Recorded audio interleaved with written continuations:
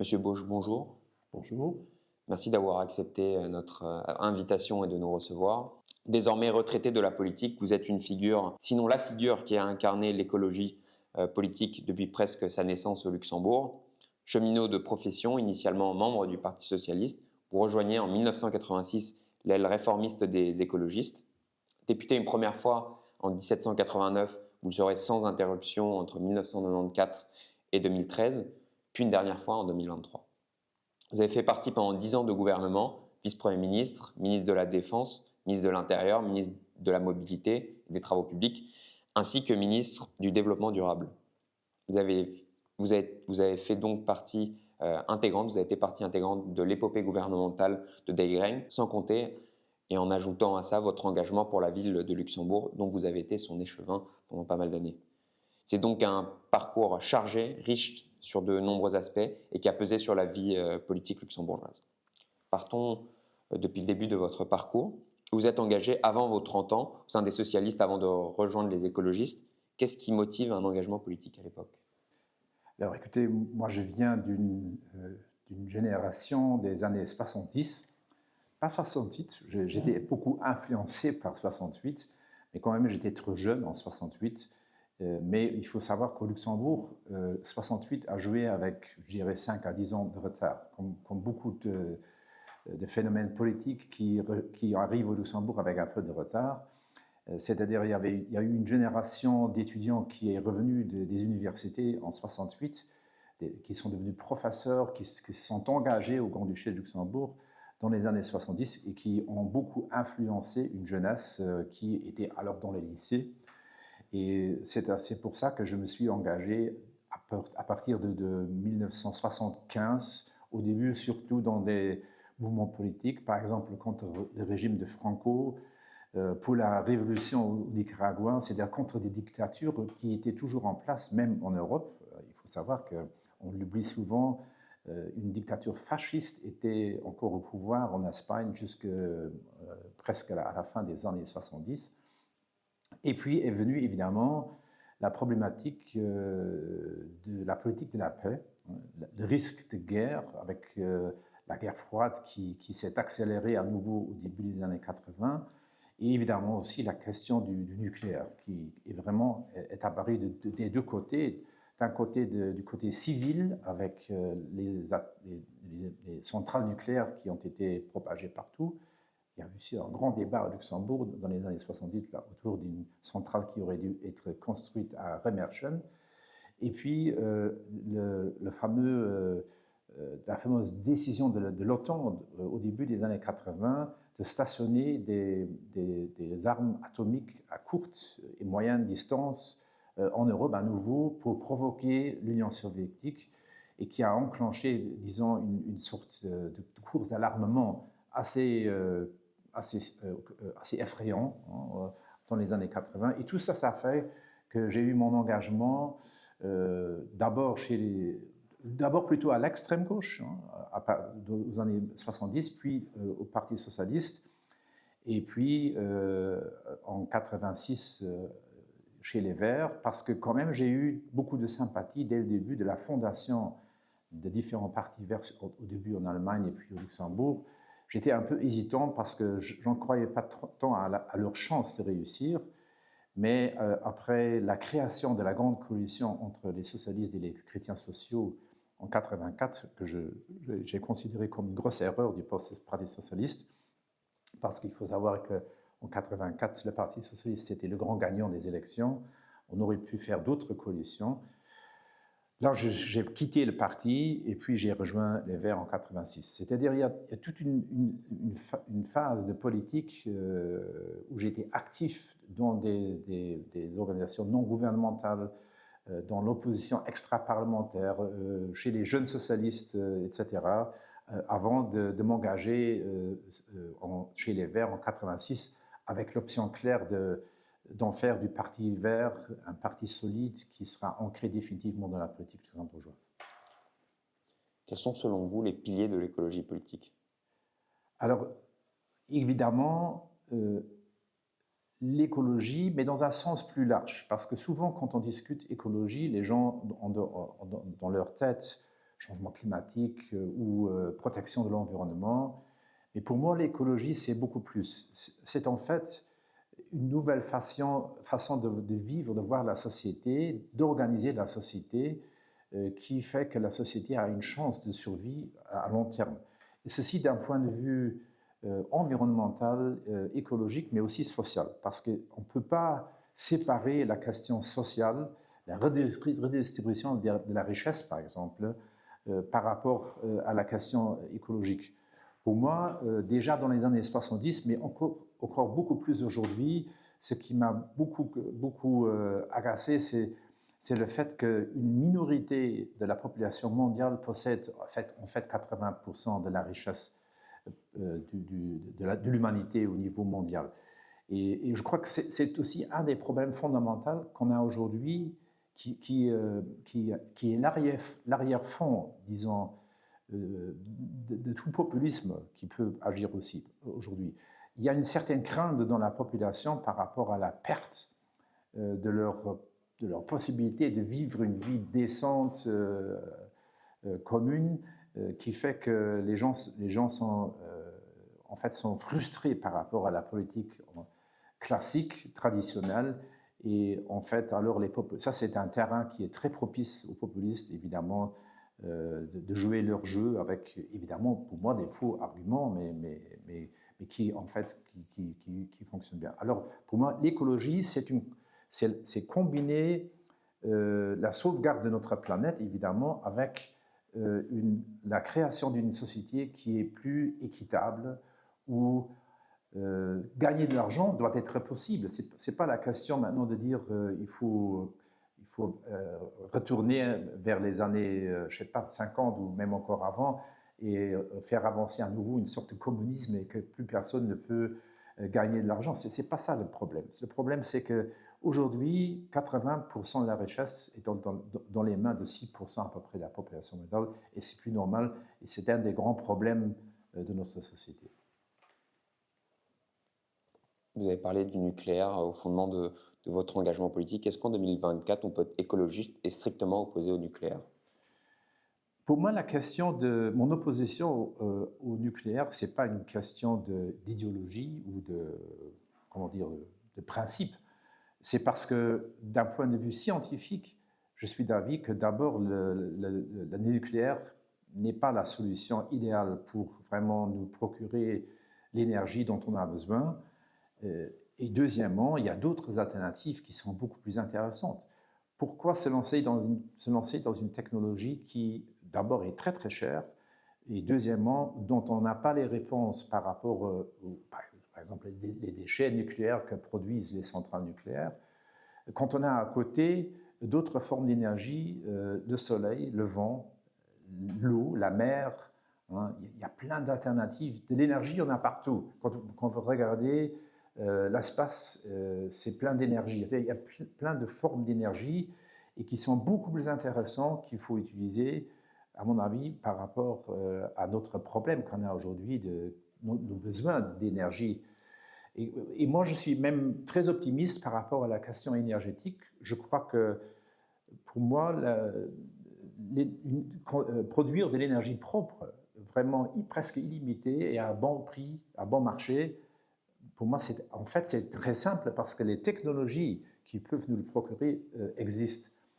Le seul problème qu'on a aujourd'hui, on a encore trop d'industries et trop de lobbies qui sont vraiment qui veulent en fait rentabiliser leurs investissements du passé, soit dans les énergies fossiles ou dans le nucléaire. Et alors, ils font tout pour éviter que les technologies propres à bon marché et qui existent, comme je dis, peuvent avancer. C'est-à-dire, ce n'est pas une question idéologique, mais c'est une question purement scientifique, d'efficacité, de coût, qui fait que je suis contre le nucléaire et pour d'autres formes d'énergie. Et est-ce que vous ne pensez pas que c'est une énergie nécessaire à moyen terme? Par exemple, très concrètement, on prend le cas allemand, le scénario allemand, où on sort du nucléaire en 2011 et on sait que derrière, avec aussi une politique massive sur les énergies renouvelables, mais qui se concrétise aussi des années derrière par l'ouverture de centrales à charbon. Dans ce cas-là, on fait comment? Mais le problème, c'est qu'en Allemagne, quand vous regardez, après quand ils ont décidé de sortir complètement d'abord du nucléaire, mais maintenant, après des années après aussi du charbon et d'autres formes, aussi du gaz, etc., ils ont trop longuement attendu. Leur problème, c'est que la transition, le plus compliqué, c'est la phase de transition. Si vous êtes complètement dépendant d'une forme d'énergie, peu importe laquelle, et si vous envisagez de sortir de cette forme d'énergie, il faut bien organiser la transition. Mais la réalité, quand je regarde aujourd'hui, d'un point de vue développement des énergies renouvelables, depuis 3 ans, l'Allemagne ça monte, la montée est phénoménale des énergies renouvelables. Et surtout, il y a d'autres pays qui ont décidé beaucoup plus tôt d'aller à 100% dans cette direction, comme des pays nordiques, comme le Danemark, qui sont déjà beaucoup loin, ou la Norvège, par exemple, qui sont déjà beaucoup plus loin. C'est-à-dire, le plus compliqué, c'est d'organiser la phase de transition. Et dans cette phase se trouve actuellement l'Allemagne, mais je suis quand même persuadé que l'Allemagne ne fera plus jamais sans inverse, qu'ils vont continuer dans cette direction, qu'ils ont pris le bon chemin pour aller dans cette direction. Même des grands pays comme la Chine qui aujourd'hui a encore beaucoup de centrales charbon et aussi nucléaires, mais la Chine en fait a décidé de sortir de ces technologies parce qu'elle a bien compris que l'avenir réside en fait dans les énergies renouvelables. Les Greng a été au pouvoir pendant 10 ans. Qu'est-ce qu'ils ont changé d'un point de vue du rapport à l'écologie? Alors, j'aimerais d'abord dire que ou parler des ressorts que moi j'ai moi-même occupés, évidemment surtout la mobilité. Pour moi, le grand challenge était parce que le Luxembourg avait un grand déficit il y a 15 ans, 20 ans, par rapport à l'organisation de la mobilité. Elle était axée complètement sur un mode de transport qui était la voiture individuelle, qui est un élément très important de la chaîne de mobilité, mais on était trop focalisé sur uniquement la voiture, ce qui nous a posé en fait un double problème. D'abord au niveau de la circulation en général, mais aussi d'un point de vue écologique, parce que quand vous regardez pour le Luxembourg, ce qui représente le plus haut pourcentage de notre problème au niveau de notre empreinte carbone, c'est le transport, qui vient évidemment en partie du tourisme à la pompe, mais aussi en grande partie à cause de l'organisation du trafic intérieur. Alors mon grand but était de dire, je vais avoir la chance maintenant d'occuper ces ministères, et j'ai eu la chance pendant 10 ans d'occuper ces ministères, mais de changer de paradigme, et ça on a bien réussi, d'abord avec la nouvelle stratégie de planification, module 2.0, et puis avec le plan de développement des infrastructures en général dans le domaine des transports 2035, le plan de mobilité 2035, qui est sorti il y a 1 an et demi, qu'on a publié un an et demi. Et en plus de cela, on a réussi une phase d'investissement record dans les infrastructures qui avaient des déficits énormes. C'était surtout le train, construire la ligne de tram comme vraiment backbone dans la capitale, mais aussi réorganiser les bus, développer une stratégie pour le vélo, par exemple, pour la marche à pied, c'est-à-dire pour toute la chaîne de mobilité, l'électromobilité évidemment aussi. Et on a commencé à ouvrir maintenant au cours des 10 dernières années de plus en plus d'infrastructures, c'est-à-dire la population constate aujourd'hui, c'est au moins le retour dont je me réjouis que je reçois maintenant en tant qu'ancien ministre, que les gens me disent on vous remercie beaucoup parce que vous avez réussi à vraiment créer beaucoup de choses qui maintenant commencent à fonctionner.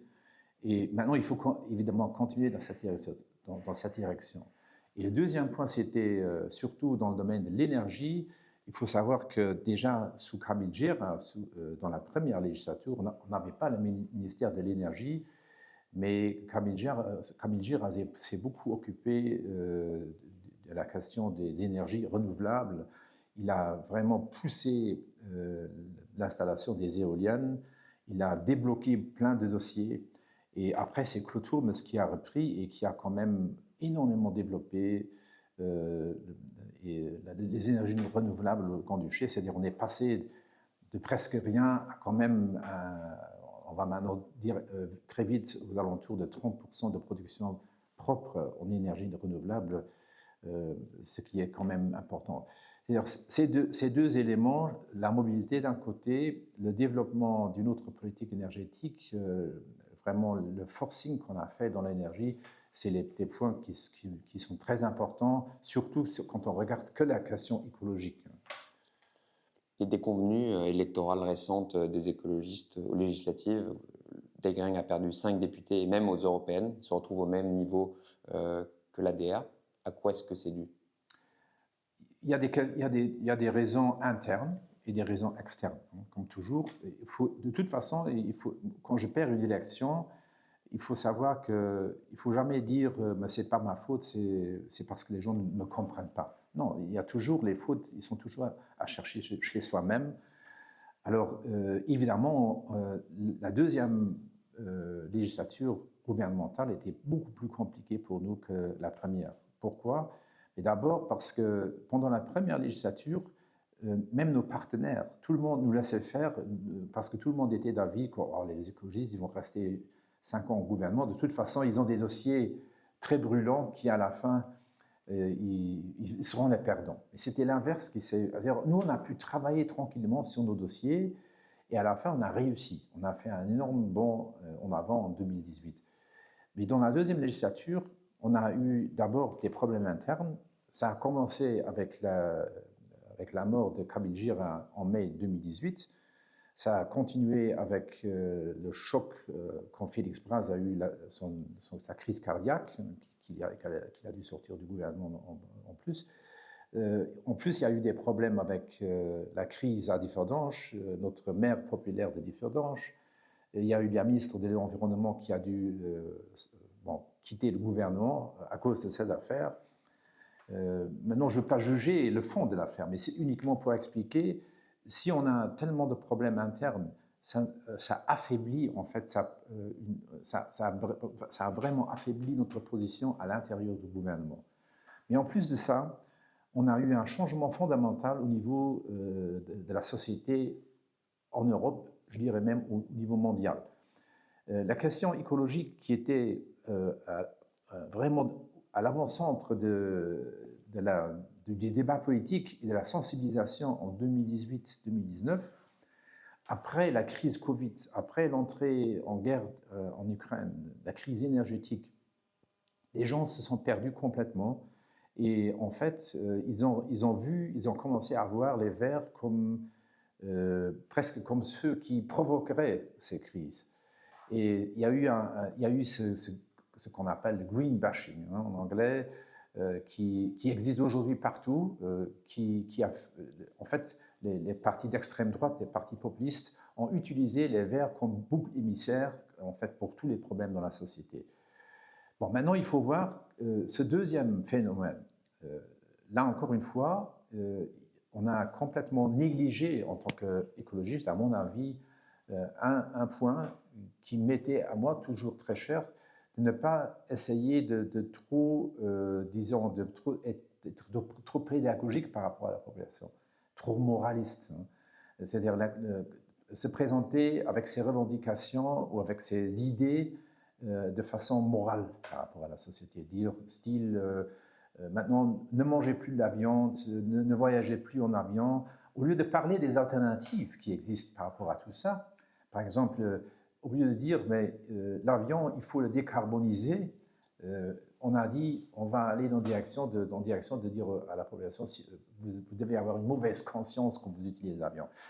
C'est une approche, à mon avis, qui était erronée et qu'il faut changer, parce qu'il faut, au lieu de parler de ce qui ne marche pas, de ce qui ne fonctionne pas, de dire, mais écoutez, il ne faut pas se soucier, il y a des alternatives, mais développons-les ensemble.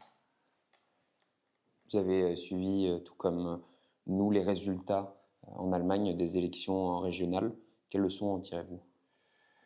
Alors, il y a évidemment, pour les Verts, c'est la même problématique que j'ai expliquée avant, mais ça va encore beaucoup plus loin, parce que ça pose un problème,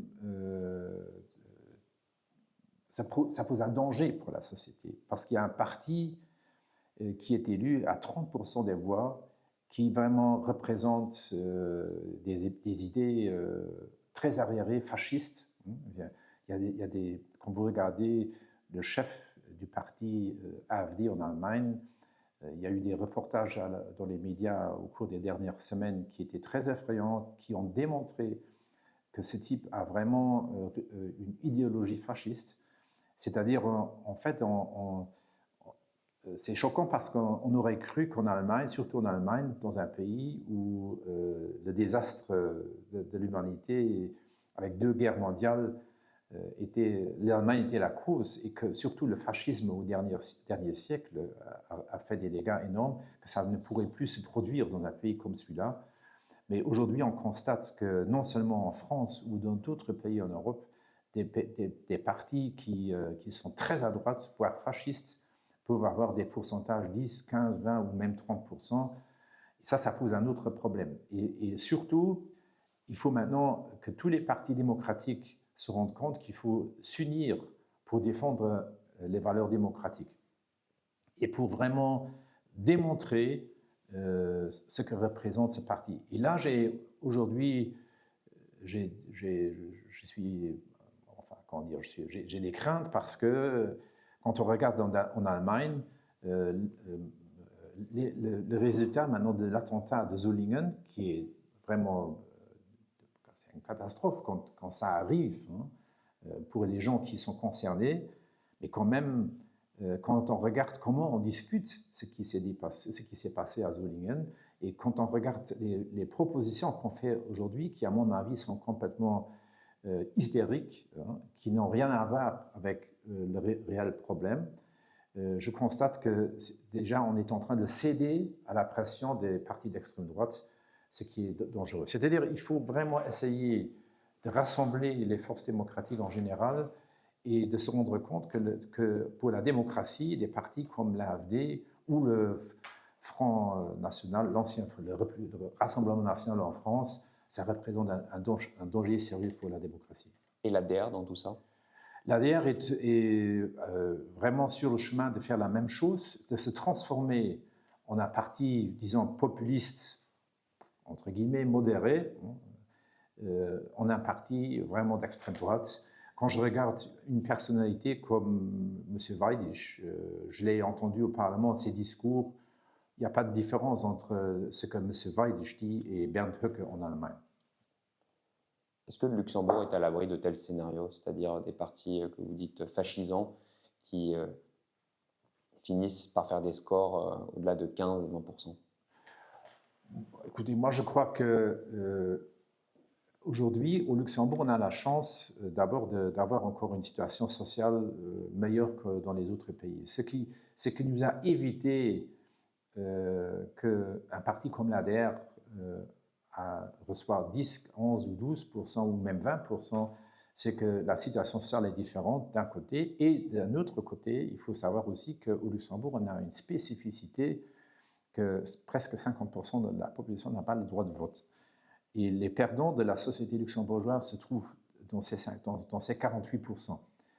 C'est-à-dire, vous avez aujourd'hui beaucoup de jeunes ou de gens qui, socialement, n'arrivent pas à suivre ou ne peuvent pas participer à la société luxembourgeoise, qui viennent de milieux immigrants, capverdiens ou autres, qui sont les perdants de la société, mais eux, ils n'ont pas le droit de vote. Et ça aussi nous a aidés aujourd'hui, comment dire, c'est une situation, à mon avis, d'un point de vue démocratique, qui n'est pas acceptable. Mais d'un autre côté, il faut savoir aussi que changer cela, c'est très complexe, parce que il faudra discuter sur la société luxembourgeoise, comment elle fonctionne. Le dernier gouvernement avait fait un essai dont j'ai participé, j'ai défendu cette décision de faire le référendum sur le droit de vote, mais je n'ai pas trouvé que c'était une bonne idée, parce que pour mener un débat comme celui-ci, il faut très bien le préparer. Il n'était pas assez bien préparé. Mais quand même, il faut discuter sur la société luxembourgeoise, comment elle se compose et comment elle fonctionne, et qui participe encore à la démocratie. C'est un des grands problèmes. Vous avez parlé des hausses de l'extrême droite partout en Europe. Qu'est-ce qui les explique? Pour moi, le grand problème qui fait que l'extrême droite peut agir, c'est la question de la mauvaise distribution des richesses. Comme je l'ai dit au début, dans une société où la richesse est distribuée comme elle est aujourd'hui dans le monde entier, en fait, vous avez les classes moyennes qui se sentent menacées, surtout dans les classes moyennes, il y a aussi des différences. Il y a ceux qui sont plus protégés, mais il y en a qui se retrouvent plutôt au bas de l'échelle. Je ne parle pas de ceux qui ont déjà perdu, parce que ceux qui ont déjà perdu, c'est encore un autre problème. Je crois que ce n'est pas eux qui votent principalement pour l'extrême droite, mais c'est surtout ceux qui se trouvent dans le bas-fond de l'échelle des classes moyennes, qui sont toujours sur la balance. Est-ce que je vais tomber du côté de ceux qui sont les perdants, ou est-ce que je peux rester avec un niveau de vie quand même assez décent, etc. Ça, c'est un des problèmes. Maintenant, en général, c'est une question aussi comment est-ce qu'on discute les problèmes qui existent. On est dans une phase actuellement où il n'y a que la polarisation qui compte. C'est-à-dire vous avez les débats sont très polarisés. Évidemment, des gens comme au Luxembourg, comme M. Weidich, essayent de... vous faites son jeu quand vous rentrez dans le débat comme lui, il le veut, c'est-à-dire très polarisant. Parfois, moi aussi, je suis tombé dans les pièges déjà au Parlement, parce que parfois ça m'énerve, ça m'a tellement énervé que je me suis lancé dans un débat polarisé avec lui. Mais en fait, ça ne sert à rien. Il faut essayer de trouver d'autres moyens pour vraiment, à nouveau, déconstruire, dépolariser le débat en général. Est-ce que vous ne pensez pas que c'est aussi l'incapacité des partis traditionnels ou des partis que vous appelez démocratiques à traiter des questions comme celle de l'immigration qui se posent à peu près dans tous les partis, dans tous les pays en Europe? Notamment, c'est un chiffre dont tout le monde parle, mais il y a une surreprésentation même au Luxembourg actuellement de l'immigration dans les prisons et dans la délinquance. Ça pose des questions dans la société pour les citoyens. Comment répondent les partis traditionnels à ça? Alors d'abord, il faut discuter surtout la question de l'asile, par exemple, d'une façon plus rationnelle. Moi, je comprends. Mon cœur me dit aussi, j'aimerais aider tout le monde, mais on ne peut pas aider tout le monde à tout moment. Ça, c'est pas possible. On ne peut pas accueillir en Europe ou au Luxembourg le monde entier. Ça ne fonctionne pas. Il faut rester ouvert. Il faut donner une chance à ceux qui sont poursuivis, qui doivent vivre dans des conditions de guerre, etc. Mais il faut chercher aussi d'autres solutions pour vraiment aider les régions dont viennent les gens, que ces régions peuvent se développer, peuvent se démocratiser, etc. Il y a aussi la question climatique qui joue là-dedans un rôle énormément élevé, parce que quand vous regardez la zone Sahel, en Afrique est énormément concernée par les changements climatiques. Évidemment, si vous n'avez plus d'accès à la terre fertile, à l'eau, etc., vous partez. C'est-à-dire on a aussi une responsabilité dans ce sens, si on veut éviter des afflux migratoires énormes de ces régions, mais il faut essayer de travailler sur la question du changement climatique, parce que ça aide surtout aussi ces régions. Mais évidemment, quand vous dites que beaucoup de gens ou des gens de l'immigration sont disproportionnés dans la délinquance par rapport aux luxembourgeois classiques, mais c'est évidemment parce que ces gens sont beaucoup plus dans la misère. On arrive encore une fois à la question de la redistribution de la richesse. C'est-à-dire, aussi longtemps que vous avez une société où des pauvres existent, où des gens qui n'ont aucune perspective dans la société, où ça existe, et vous avez un risque de la délinquance. La délinquance, un grand pourcentage de la délinquance, c'est en fait des gens qui ont été mis en échec, qui n'ont plus de perspective dans leur vie, dans la société. C'est-à-dire, là encore une fois, je dis, la question sociale et comment est-ce de donner une chance à tout le monde d'avoir une vie décente, c'est la question la plus importante. Vous avez été ministre de la Défense. Quel regard portez-vous sur la guerre en Ukraine? Quelles leçons et quelles seraient les conséquences d'une défaite de l'Ukraine? Alors, il faut savoir que l'Ukraine, ce qu'on oublie souvent, que la guerre en Ukraine, c'était un moment inouï de l'après-guerre. Pourquoi? Parce que dans la Charte des Nations Unies, il y a la Charte des Nations Unies, et c'était un compromis après la Deuxième Guerre mondiale. Pourquoi? Mais parce que dans les Nations Unies, vous avez des pays démocratiques, vous avez des pays des dictatures. Il y avait toujours un point qui était le sens, qui a représenté le sens commun des Nations Unies, c'était le respect du territoire, et qui n'a jamais été brisé jusqu'à l'arrivée de la Russie, d'abord en Crimée, et puis avec l'invasion complète de l'Ukraine, qui était vraiment une situation inouïe par rapport à tout ce qu'on a connu après 1945. Il y a eu souvent des interventions militaires, mais les interventions n'étaient jamais pour dire mais moi je vais m'approprier du terrain que j'envahis. Il y a eu l'invasion soviétique en Afghanistan qui était catastrophique, mais le but, l'Union soviétique n'a jamais dit que l'Afghanistan appartient maintenant à la Russie, par exemple. Il y a eu des invasions ou des interventions indirectes des Américains, par exemple, en Amérique latine. Il y a eu, à cause de cela, des dictatures qui étaient très favorables aux Américains, c'est clair, mais c'était jamais la situation, on n'a jamais eu la situation comme aujourd'hui, où un pays dit maintenant je vais envahir un autre pays, je vais m'approprier du terrain. Et ça, en fait, on a brisé le consensus minimal des peuples qui était quand même une valeur très importante après 1945. Et c'est pour cela que, surtout pour cela que déjà, en premier lieu, pour la communauté internationale, ça ne peut pas être acceptable que la Russie réussisse ce pari. Évidemment, deuxièmement, c'est un pays, l'Ukraine, qui fait la frontière de l'Europe et qui souffre énormément de cette invasion et qui a le droit de s'autodéfendre. Et pour moi, c'était clair que on a d'aider ce pays de s'autodéfendre, c'était très important de leur donner les moyens de l'aider à le faire. C'est-à-dire, aujourd'hui, la guerre en Ukraine, c'est non seulement une catastrophe humaine pour les Russes et les Ukrainiens, hein, parce que les Russes en souffrent aussi de cette situation, mais surtout évidemment pour les Ukrainiens qui ont été envahis par une armée étrangère.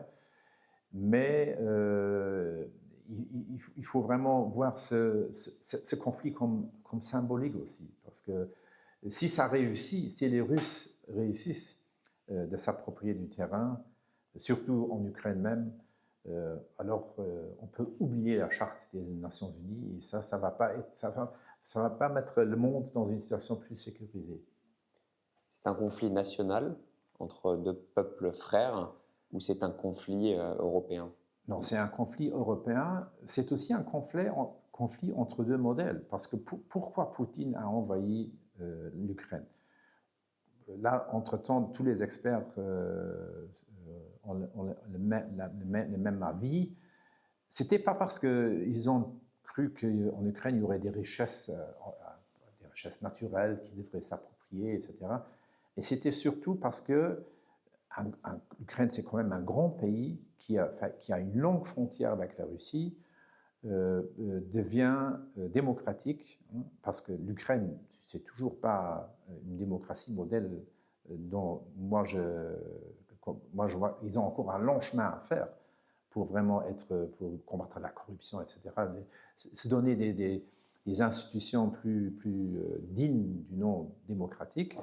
Mais ils étaient sur le chemin d'y aller. La révolution de Maïdan, c'était en fait une révolution pour dire nous, on n'en veut plus du modèle de l'autre côté de la frontière.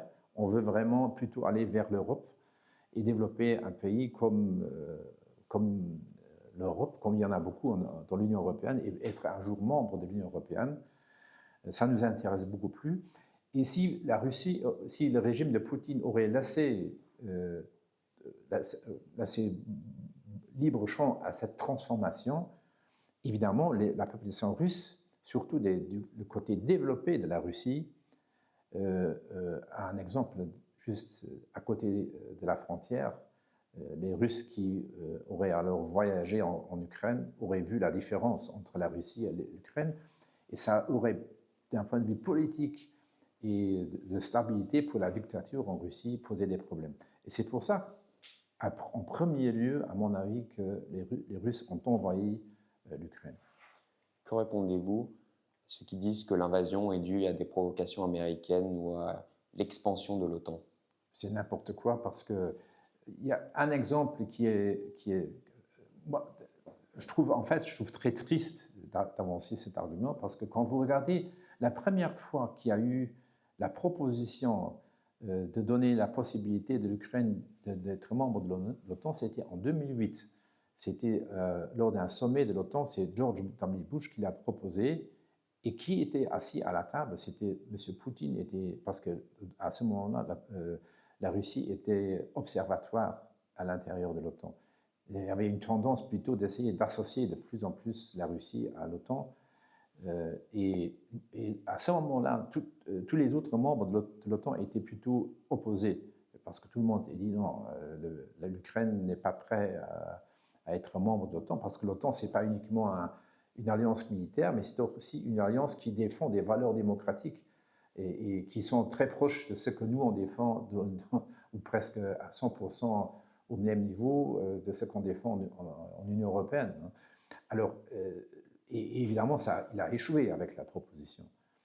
Mais ça n'a pas dérangé Poutine de dire après, en 2014, je vais envahir la Crimée. En fait, moi, je crois que Poutine a tout le temps, pendant toute la période entre 2000 et 2014, uniquement essayé de gagner du temps pour bien se préparer d'abord au premier pas, l'invasion en Crimée, et puis la full invasion en 2021. Et il faut voir aussi, il faut dire aussi reconnaître aussi que, en fait, les Européens étaient naïfs, parce que les Américains, quand en 2014, la France et l'Allemagne ont pris l'initiative pour négocier l'accord de Minsk, un accord qui n'a jamais été respecté par la Russie, jamais, sur aucun point. Les Américains ont averti, ont déjà dit, écoutez, chers Européens, vous êtes naïfs, hein, vous allez voir, nous, on a les informations, ils sont en train de se préparer pour envahir complètement l'Ukraine. Et les Américains ont alors essayé d'aider les Ukrainiens à construire une armée qui peut se défendre. Parce que s'ils n'auraient pas fait ça, après l'invasion complète, le but de Poutine était clairement d'aller tout de suite vers Kiev et vraiment d'éliminer le gouvernement Zelensky, de mettre en place un gouvernement fantôme qui serait vraiment sur la ligne de... Alors, tous les arguments que c'est des provocations des États-Unis et de l'Europe, je trouve ça un peu... c'est n'importe quoi. Moi, je dirais même, certainement, les Européens et les Américains ont fait beaucoup d'erreurs après 1999 par rapport à la Russie. Ça, c'est un autre problème. Par exemple, ils ont c'était une approche triomphaliste. Bon, de toute façon, le communisme a échoué. Maintenant, il faut au plus vite démanteler l'État russe et en faire une économie de marché, privatiser, etc. En fait, on a tout fait pour que Gorbatchev soit au plus vite éliminé, ce qui était, à mon avis, une grosse erreur. Et là, il y a une certaine arrogance qui a joué par rapport à la Russie pendant cette période-là, mais par rapport à l'Ukraine et la question de l'invasion en Ukraine, là, je trouve que c'est pas une bonne explication. On arrive à la dernière partie, c'est les questions courtes. On va vous demander de répondre en quelques mots, le plus rapidement possible. Quel est le projet politique dont vous êtes le plus fier? Le tram. Votre plus grande erreur? Votre plus grande erreur? Ma plus grande erreur, c'était pendant la phase Covid de ne pas voir que, en fait, toutes les mesures qu'on a prises pendant la période Covid auraient un effet très négatif sur la société en général, sur les débats, sur les valeurs démocratiques. Et aujourd'hui, je me dis, on aurait dû discuter de toutes ces mesures de façon plus controversée. Qu'est-ce qu'il y a mieux qu'il y a 30 ans?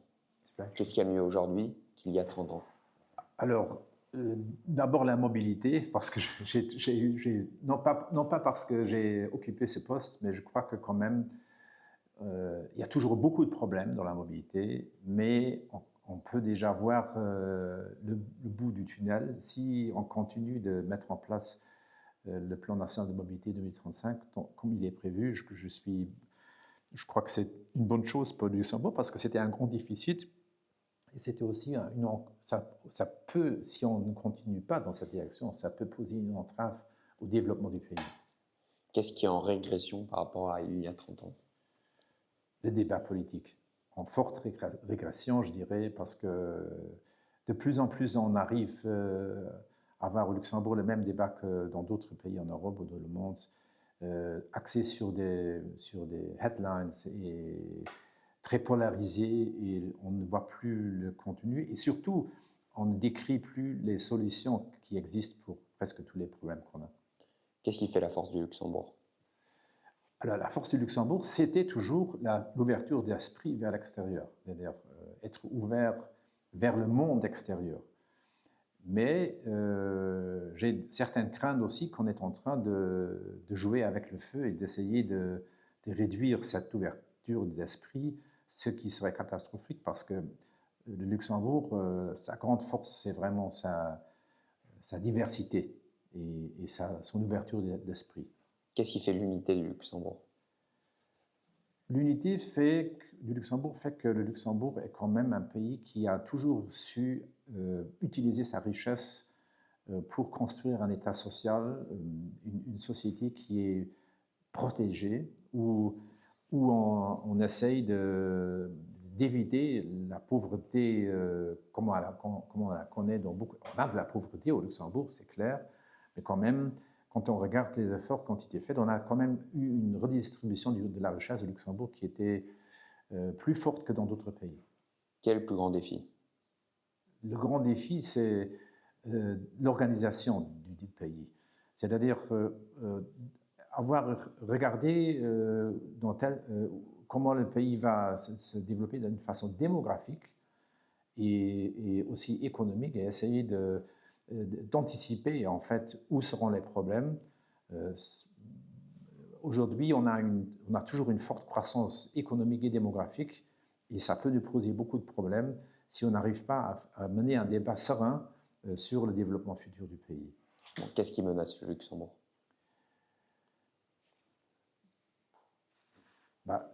Il y a deux choses. Le Luxembourg est totalement dépendant du reste du monde et de l'Europe parce qu'on est petit. Si en Allemagne ou en France, nos grands voisins dont on dépend économiquement à très large échelle se déstabilisent, ça représente une menace pour nous. C'est-à-dire on ne peut jamais ignorer ce qui se passe chez nos voisins. Et deuxièmement, je crois qu'il faut discuter la question démocratique, le déficit démocratique qu'on a avec toutes les communautés internationales qu'on a à Luxembourg. Comment est-ce qu'on construit un pays où tous les gens peuvent participer à la société? Est-ce que l'Europe finira par être un État fédéral? Je l'espère, parce que je crois que maintenant, l'État fédéral, il y a différentes formes dont vous pouvez l'organiser. Mais je crois que ce qu'on a fait en Europe, construire un marché intérieur sans base commune, politique et sociétale, ça on le constate aujourd'hui, ça ne fonctionne plus. Et là, tout le débat autour de l'unanimité dans les conseils européens, c'est un premier pas en cette direction. Maintenant, Europe fédérale, ça ne veut certainement pas dire mettre tout le monde au même niveau, de ne plus avoir de spécificités culturelles ou même économiques dans différents pays d'Europe. Mais quand même, il faut vraiment unifier l'Europe et trouver des moyens de décision communes qui sont plus fortes que celles dont on a aujourd'hui. Est-ce que l'Union européenne est mortelle? Non. Je crois que de toute façon, le Luxembourg, en général, tous les pays européens, à eux seuls, ne peuvent plus survivre. Je crois que le projet européen est tellement important et je suis plutôt optimiste qu'il va avancer malgré tous les problèmes qu'on a. Est-ce qu'il faut une armée européenne? Oui. Si vous étiez au gouvernement, quel serait le chantier prioritaire? Le chantier prioritaire, c'est diversifier l'économie, continuer à faire du Luxembourg un pays, comment dire, une sorte de laboratoire pour le développement durable et combattre les inégalités sociales. Quel compromis ne seriez-vous jamais prêt à faire? Il y en a beaucoup. Enfin, beaucoup, il y en a un certain nombre. Mais je ne serai jamais prêt à, comment dire, de toute façon, quand on regarde la démocratie, je ne serai jamais prêt à aller dans une direction où on revient en arrière, c'est-à-dire où on ne respecte plus les valeurs démocratiques qui existent. C'est pour moi le point le plus important. Et c'est pour ça que je dis, pendant la phase Covid, on a pris beaucoup de décisions qui ont supprimé les valeurs démocratiques pour peut-être des bonnes raisons pourquoi on l'a fait. Mais on l'a fait assez facilement et assez vite, ça a donné des exemples. Et ça, c'est pour ça que moi, je crois qu'il faut faire un bilan de cette crise Covid aujourd'hui pour discuter en fait que supprimer une valeur démocratique, on doit avoir une justification qui est très profonde. On doit toujours regarder les causes et effets de tout cela. Les valeurs démocratiques universelles sont très importantes et là, je ne ferai jamais de compromis. Est-ce que l'humanité saura affronter le réchauffement climatique? On a encore une fenêtre de 20 ans. On a tous les moyens pour réussir, mais il faut maintenant les utiliser. Surtout, la question, moi, je crains plutôt plus la perte de la biodiversité que le réchauffement climatique. C'est en partie lié, mais pas à 100%, parce que la perte de la biodiversité est surtout due aussi à la façon dont on utilise la surface de la Terre. Parce que vous avez une énergie infinie, à votre disposition de l'énergie infinie. À mon avis, ça ne va pas poser le grand problème. Mais le grand problème, c'est que la Terre est unique et sa biodiversité est unique. Et nous, on a besoin de la biodiversité qui existe aujourd'hui pour survivre. Et là réside le grand danger. Et c'est pour cela qu'il faut discuter sur l'aménagement du territoire, sur comment on se développe en général sur la Terre pour avoir des solutions plus soutenables. Si vous pouviez dîner avec quelqu'un de mort ou de vivant, qui serait-ce? Alors pour moi, un personnage que j'ai beaucoup admiré, c'était Nelson Mandela. Pourquoi? Mais ça rejoint mes valeurs démocratiques. Je suis d'avis que ce personnage qui était pendant plus de 30 ans en prison, enfermé uniquement parce qu'il était noir, parce qu'il était antiraciste, a réussi, quand il est sorti de la prison, d'éviter un bain de sang en Afrique du Sud. C'est pour moi un personnage, c'est un personnage unique un peu dans l'humanité. Il y en a peut-être d'autres, mais pour moi Mandela, c'était un grand homme politique, un grand personnage, un grand homme. Qu'est-ce que vous retenez de votre engagement politique? En quelques mots. D'abord, parce que si on a la volonté politique de changer quelque chose, on peut changer les choses, mais il faut toujours savoir, on ne doit pas se voir comme une sorte de Superman qui peut changer tout à lui seul. Vous devez toujours chercher des partenariats, vous devez faire des compromis. Mais ce qui est important, vous devez garder votre vision devant vous et ne pas être idéologique, c'est-à-dire aussi être capable tout le temps de se mettre en question, mais comprendre que si vous vous agissez, si vous vous engagez, tout le monde a la possibilité, peu importe à quelle échelle il s'engage, de façon sociétale ou politiquement, il a la possibilité de changer. Ce que j'aime pas, c'est les politiciens qui, par exemple, accèdent au gouvernement et ils sont contents quand ils sont ministres, qu'à la fin de leur mandat, on se pose la question qu'est-ce que j'ai fait pendant les 5 ans? Qu'est-ce que devraient les Luxembourgeois retenir de votre engagement? Qu'est-ce que devraient retenir les Luxembourgeois de votre engagement? C'est très difficile parce que j'aime pas me juger moi-même. Mais j'espère qu'ils vont quand même apprécier que j'essayais. J'ai fait, évidemment, comme tout le monde, comme tout humain, j'ai fait des erreurs, mais qu'en fait, mon engagement était toujours dans un sens de donner le maximum de ce que je pouvais donner. Et c'était aussi la raison pour laquelle je me suis dit, j'étais tout à fait, je suis tout à fait encore aujourd'hui d'avis que c'est une bonne solution quand vous êtes 10 ans au gouvernement, d'arrêter après les 10 ans, parce que je trouve que après 10 ans, vous devez avoir un bilan avec beaucoup de choses que vous avez réalisées, mais si vous ne l'avez pas, vous avez mieux aussi de démissionner, vous n'allez pas le réussir après 40 ans. Mais j'espère que les gens vont apprécier et aussi critiquer ce que j'ai fait, c'est normal. Mais quand même, certaines choses que j'ai faites, mais pour le reste, je n'aime pas faire un jugement sur mon travail. Dernière question, que diriez-vous à un jeune ou que vous diriez-vous il y a 40 ans à ce jeune qui veut s'engager en politique? Ça vaut le coup parce que, de toute façon, tout est politique. S'engager en politique, ça ne veut pas être de se dire maintenant je vais rentrer dans un parti pour un jour devenir ministre. C'était pas du tout mon approche. Quand je me suis engagé pour changer la société, parce que j'étais persuadé qu'il y a des choses dans la société qui vaut la peine de s'engager pour changer certaines choses. Et si vous vous engagez, peu importe à quel niveau, ça vaut la peine. La société ne peut devenir plus juste, plus démocratique et meilleure quand tout le monde s'engage. Merci beaucoup pour l'entretien et on espère qu'ils vont apprécier. Ouais. Parfait.